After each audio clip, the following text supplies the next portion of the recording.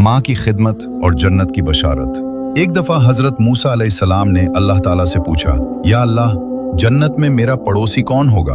अल्लाह की तरफ से इरशाद हुआ, फलां शहर का एक गोश्त बेचने वाला तुम्हारे साथ होगा। हजरत मूसा अलैहिस्सलाम ये सुनकर बहुत हैरान हुए कि एक पैगंबर का साथी एक मामूली कसाई कैसे हो सकता है। आप इसी जुस्तजू में उस कसाई की तलाश में निकल पड़े। वहां जाकर देखा तो वो शख्स अपनी दुकान पर गोश्त बेचने में मसरूफ था। हजरत मूसा अलैहिस्सलाम उसके पास बैठ गए।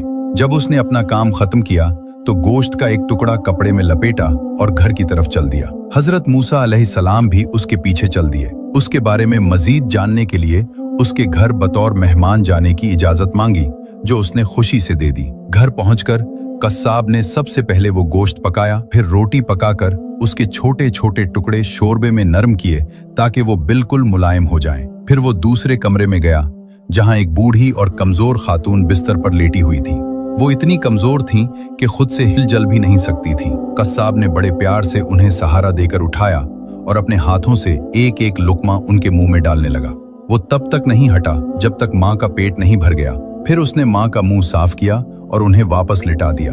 उस वक्त बूढ़ी माँ ने कस्साब के कान में कुछ कहा, जिसे सुनकर कस्साब मुस्कुरा दिया और कमरे से बाहर आ गया। हजरत मूसा अलैहिस्सलाम ये सब खामोशी से देख रहे थे। आपने पूछा, ए अल्लाह के बंदे, ये बूढ़ी औरत कौन है और उसने तुम्हारे कान में ऐसा क्या कहा जिस पर तुम मुस्कुरा दिए? कस्साब बोला, ये मेरी माँ है।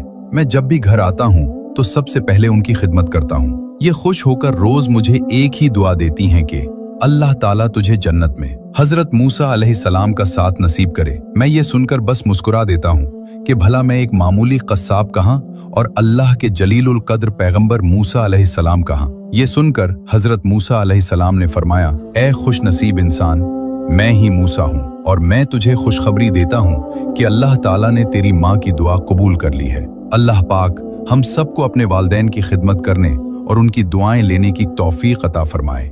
आमीन।